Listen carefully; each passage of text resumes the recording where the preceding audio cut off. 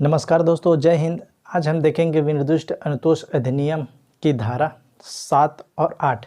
धारा 7 और 8 बताता है यदि आप किसी को जंगम संपत्ति यानी चल संपत्ति किसी को दिए हो और वह आपको उस संपत्ति को वापस नहीं कर रहा है तो आप उस संपत्ति को कैसे वापस प्राप्त कर सकते हो, इसके बारे में बताता है धारा 7 और धारा 8। जंगम संपत्ति मतलब क्या है? तो चल संपत्ति जैसे सोने चांदी मोटरसाइकिल किसी को आप दिए हो और वो क्या है, जब आप किसी को देते हो तो वो संपत्ति को आपको वापस नहीं कर रहा है तो आप उस संपत्ति को, कोई भी है जंगम संपत्ति मतलब चल संपत्ति है, तो आप उस संपत्ति को कैसे वापस प्राप्त कर सकते हो, इसके बारे में प्रावधान दे रखे हैं विनिर्दिष्ट अनुतोष अधिनियम की धारा 7 और धारा 8 बताता है। और यही जो प्रावधान है जो है अचल संपत्ति के बारे में है, जो स्थावर संपत्ति के बारे में है। यदि वो स्थावर संपत्ति का आप कब्जे का हकदार हो और आपको डिस्पोजेशन कर दिया गया है, बेकब्जा कर दिया गया है, या आप कब्जे का हकदार हो लेकिन आप उसका कब्जा नहीं है, तो कैसे जंगम स्थावर संपत्ति के बारे में उसे कब्जा कैसे प्राप्त कर सकते हो, इसके बारे में जो प्रावधान बताया गया है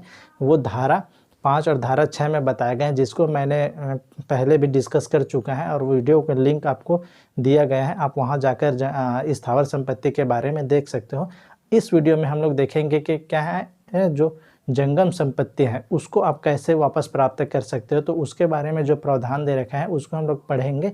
धारा 7 और धारा 8 देखे हैं। तो जंगम संपत्ति का आप कैसे वापसी कर सकते हो, कैसे उसकी रिकवर कर सकते हो, कैसे उसकी पद्धुरण कर सकते हो, तो यही जो प्रावधान बताया गया है विनिर्दिष्ट अनुतोष अधिनियम स्पेसिफिक रिलीफ एक्ट 1963 की धारा देखते हैं, धारा 7 और धारा 8। तो धारा 7 देखते हैं, पहले धारा 7 क्या बताता है उसके बारे में हम लोग देखते हैं। विनिर्दिष्ट जंगम संपत्ति का प्रद्धुरण। जंगम संपत्ति मतलब क्या होता है? चल संपत्ति। चल संपत्ति जो क्या है, जैसे सोने चांदी मोटरसाइकिल बाइक जो है स्थावर संपत्ति नहीं है, वो क्या है जंगम संपत्ति, चल संपत्ति जिसे कहा जाता है मूवेबल प्रॉपर्टी कहा जाता है। तो इसके बारे में जो प्रावधान है उसको देखते हैं। जो व्यक्ति किसी विनिर्दिष्ट जंगम संपत्ति के कब्जे का हकदार हो, यहाँ सिर्फ आपको कब्जा शो करना है, आपको स्वामित्व के बारे में नहीं पूछ रहा है, सिर्फ यहाँ आपको कब्जा बताना है कि जिस समय आपका कब्जा है वो आप कब्जे का वहाँ हकदार हो। तो क्या है, आपको कब्जा ही प्रूव करना है। आप जिस समय उसको दिए हो तो उस समय आप कब्जे में थे और आप जब उसको दिए थे वो आप वापस नहीं कर रहे हैं, तो वो क्या करोगे आप, तो वह उसे कैसे वापस प्राप्त करोगे, इसके बारे में सिर्फ आपको क्या प्रूफ करना है, सिर्फ कब्जे प्रूफ करना है। कब्जे आप जिस समय दिए थे उस समय उस संपत्ति के क्या है कब्जे के आप हकदार हो, तो उसको क्या है रिसीवर रिकवरी कैसे कर सकते हो, तो आप इस धारा के तहत क्या है सिविल न्यायालय में आवेदन वाद प्रस्तुत करके उसके कब्जे की प्राप्ति कर सकते हैं। और ये जो प्रोसीडिंग चलेगी वह सिविल प्रक्रिया संहिता 1908 द्वारा उल्लंघित प्रकार से उसका प्रद्धुरण कर सकते हैं। मतलब जो क्या है इस वाद में तो एक प्रावधान बताता है, जो धारा 7 बताता है वो कब्जे की वापसी के प्रावधान बताता है जंगम संपत्ति का। इसका जो प्रोसीडिंग होगा, एग्जीक्यूशन होगा, वो सिविल प्रक्रिया संहिता 1908 के अकॉर्डिंग होगा, सीपीसी के अकॉर्डिंग इसकी प्रोसीडिंग होगी। वो बताते हैं सिविल प्रक्रिया संहिता में संबंधित प्रकार से वापसी कर सकते हो। तो ये जो प्रावधान बताते हैं, यदि आप किसी को क्या है जंगम संपत्ति दिए हो और वो आपको वापस नहीं कर रहा है तो आप उस कब्जे का हकदार हो, तो उस संपत्ति को इस धारा के तहत आवेदन प्रस्तुत करके वाद लाके आप उसको वापस रिकवरी कर सकते हो, प्रद्धुरण कर सकते हो।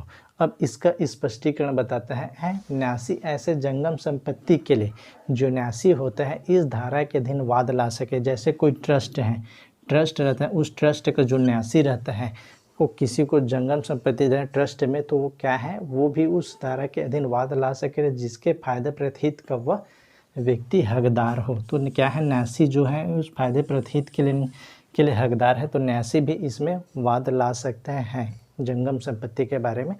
और इसका स्पष्टीकरण जो बताता है, दूसरा स्पष्टीकरण बताता है जंगम संपत्ति पर वर्तमान कब्जे का कोई विशेष या अस्थायी अधिकार इस धारा के अधीन वाद के समर्थन के लिए पर्याप्त है, ये बताता है। तो ये जो धारा बताता है, धारा 7 बताता है सिर्फ आप कब्जे के हकदार हो तो उस जंगम संपत्ति के रिकवरी के लिए आप सूट इस धारा के तहत, धारा 7 विनिर्दिष्ट अनुतोष अधिनियम के तहत आप वाद ला सकते हो और उसके लिए रिकवरी के लिए सूट आप फाइल कर सकते हो। तो ये धारा 7 बताता है जंगम संपत्ति के प्रद्धुरण के लिए। अब धारा 8 बताता है इसी के बारे में आगे बताता है। धारा 8 बताता है जिस व्यक्ति का कब्जा है कब्जा है, जिस व्यक्ति का कब्जा है किंतु वो स्वामी के नाते नहीं।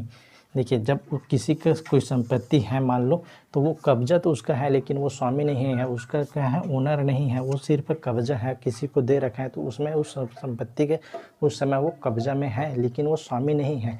उसका उन व्यक्तियों को जो अव्यवहित कब्जे के, अव्यवहित मतलब क्या है, तुरंत, इमीडिएट, तुरंत कब्जे के हकदार हैं, परिदत्त करने का दायित्व। तो क्या है, जो जिस व्यक्ति का कब्जा है किंतु वो स्वामी के नाते नहीं, मतलब क्या है, किसी को कोई कब्जा दे दिया रहता है, कोई प्रॉपर्टी किसी को दे दिया है, दोस्त यार किसी को प्रॉपर्टी दे दिया है, मतलब प्रॉपर्टी यहाँ जंगम संपत्ति किसी को दे दिया गया है किंतु वो स्वामी नहीं है उस प्रॉपर्टी के, लेकिन क्या है, वो संपत्ति को, जंगम संपत्ति को वो वापस नहीं कर रहा है। तो उन व्यक्तियों को जो अवैध कब्जे का हकदार है, तो जो उसका कब्जे का हकदार व्यक्ति है, जो कब्जे का हकदार व्यक्ति, उसे परिदत्त करने का दायित्व। तो किसका दायित्व है, जिसका उसने कब्जा दे रखा है लेकिन वो स्वामी नहीं है, तो जिस व्यक्ति कब्जे का हकदार है उसको वापस करने का दायित्व है।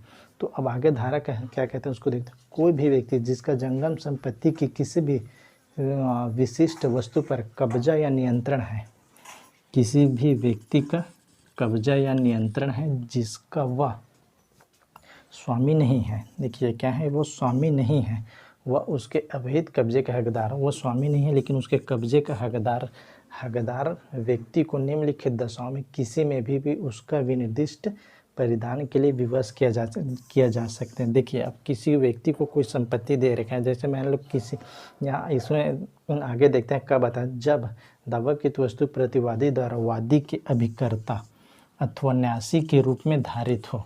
अब यहाँ अभिकर्ता और न्यासी के देखते हैं।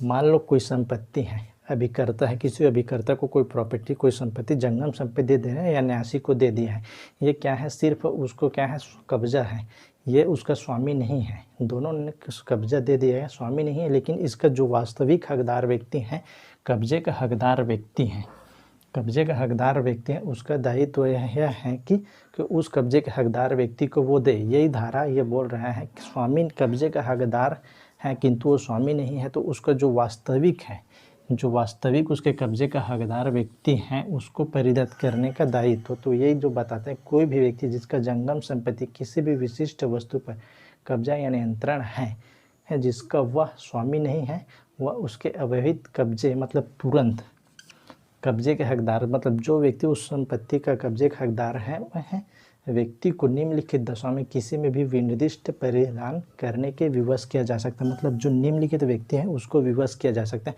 मान लो जैसे कब बताता है, जबकि दावाकृत वस्तु प्रतिवादी द्वारा वादी के अभिकर्ता या नासी के रूप में धारित है। तो जब कोई संपत्ति क्या है, अभिकर्ता या नासी को दिया गया है और एक कब्जे में थे, तो ये क्या है, जो कब्जे का हकदार है, तो ये जो न्यासी है और अभिकर्ता है, तो उस जो कब्जे का हकदार व्यक्ति को वो तुरंत परिदत्त करने के लिए क्या विवश किया जा सकेगा, ये बताता है धारा। अब अगला देखते हैं, ख बताता है, जब दावाकृत वस्तु के हानि के लिए धन के रूप में प्रतिकर वादी को यथा योग्य अनुतोष न पहुंचाया जा सकता, तब उसे कब्जे का हकदार व्यक्ति को उसे परिदत्त करने के लिए विवश किया जा सकता है। मतलब कोई संपत्ति है जिसका क्या धन के रूप में अनुतोष ना हो सकता है, मतलब कोई ऐसा प्रॉपर्टी रहता है, कोई ऐसा संपत्ति रहता है, जंगम संपत्ति, जिसका क्या है धन के रूप में उसका मूल्य नहीं लगाया जा सकता है, तो उस व्यक्ति को जो कब्जे हैं, तो उसके जो वास्तविक कब्जे हकदार व्यक्ति है, तो उसको क्या है तुरंत कब्जे के लिए देने के लिए उसको विवश किया जा सकता है। ये बताता है ख। अब बताता है ग, बताता है, जब उसकी हानि से कारित वास्तविक नुकसान का भी निश्चय करना अत्यंत कठिन हो। मतलब क्या है, देखिए, अब यहाँ से नुकसानी का निश्चय करना कठिन हो, तो वो जो कब्जा रखा है, कब्जा में है, उस व्यक्ति को, जो उस कब्जा में है, उसके वास्तविक हकदार व्यक्ति को क्या है परिदत्त करने के लिए विवश किया जा सकता है। क्योंकि इसका जो उस संपत्ति जो कब्जा है, अगर वो बोला जाता है कि वो क्या है, वास्तविक नुकसान अभी निश्चित करना कठिन है, उसका नुकसान कितना हुआ है यह अभी निश्चय करना अत्यंत कठिन है, तो उस जो संपत्ति है, जंगम संपत्ति, उसी को वापस करने के लिए विवश किया जा सकेगा। ये बताता है ग। अब घ बताता है, जबकि दावाकृत वस्तु का कब्जा वादी के पास से सदोषपूर्वक अंतरित कराया गया है, तो भी उसको विवश विवश किया जा सकता है कि वो उस संपत्ति को ही वापस करे। तो ये धारा 8 बताता है यदि आपको किसी कब्जे हैं लेकिन स्वामी के नाते उसका कब्जा नहीं है तो उन व्यक्तियों को जो वैवाहिक कब्जे का हकदार है, जो उसका कब्जे का हकदार व्यक्ति हैं, उसको आप उसे परिदत्त कर दो। तो यही बताता है धारा 8 बताता है। और धारा 8 में देखते हैं यदि वो अभी करता है तो उसको विवश किया जा सकता है यदि वो धन के रूप में उसका प्रतिकर नहीं हो सकता है और उसका मूल्य का निश्चय करना अत्यंत कठिन हो गया है या उसके वादी के पास दोष अंतरित किए गए हैं तो उस व्यक्ति जो उसके वास्तविक कब्जे का हकदार है उस व्यक्ति को परिदत्त करने के लिए विवश किया जा सकता है। अब यहाँ जो स्पष्टीकरण दे रखे हैं वो उसको बताता है खंड क और ग के बारे में। जो खंड ख और ग के बारे में स्पष्टीकरण दे रखा है उसको देखते हैं। न्यायालय उपधारणा करेगा कि खंड और ग के अधीन क्या है, खंड ग और ख के अधीन क्या बताते हैं क्या प्रतिकर वादी के यथोक्त अनुतोष न पहुंचाएगा और क्या है नुकसानी का विनिश्चित करना अत्यंत कठिन हो। इसके बारे में न्यायालय यह उपधारणा करेगा कि यह धन के रूप में प्रतिकर यथोयोग्य न पहुंचाएगा। क्या मतलब क्या है, न्यायालय यह उपधारणा करेगा जो धन संपत्ति है उसका क्या है धन के रूप में उसका प्रतिकार नहीं हो सकता है, यह न्यायालय उपधारणा करेगा। और दूसरा यह भी न्यायालय उपधारणा करेगा कि उस संपत्ति का जो जंगम संपत्ति है उसका मूल्य का अभिनिश्चय करना अत्यंत कठिन है, मतलब मूल्य का निर्धारण करना अत्यंत कठिन है। दो चीज़ों न्यायालय उपधारणा लेकर चलेगी इस सेक्शन के तहत। तो हम लोगों ने देखा है कि अगर आपको कोई जंगम संपत्ति है, किसी को आपने परिदत्त किया है और वो वापसी नहीं कर रहा है तो आप धारा किसके 7 के अंतर्गत आवेदन लगा सकते हैं और उसके लिए कि आप सीपीसी के अकॉर्डिंग उसको एग्जीक्यूशन करा सकते हो। तो ये धारा 7 प्रावधान बताता है कि उसको कैसे उसके वापसी करेंगे जंगम संपत्ति। धारा 8 बताता है आप किसी व्यक्ति को कब्जा तो दिए हैं और उसका स्वामी के नाते नहीं है तो उस जो वास्तविक कब्जे अवैध कब्जे का हकदार व्यक्ति उसे परिदत्त करने का दायित्व जिसे आप कब्जा दिए हो तो ये धारा 8 बताता है। तो उसका कब्जा कैसे परिदत्त किया जाएगा ये धारा 8 बताता है। तो हम लोगों ने जाना है ये धारा 7 और धारा 8 के तहत के कोई जंगम संपत्ति किसी को परिदत्त करते हो तो उसके लिए वापसी कैसे किया जा सकता है और इसके बारे में कहाँ प्रावधान दे रखे हैं ये हम लोगों ने पढ़ा है।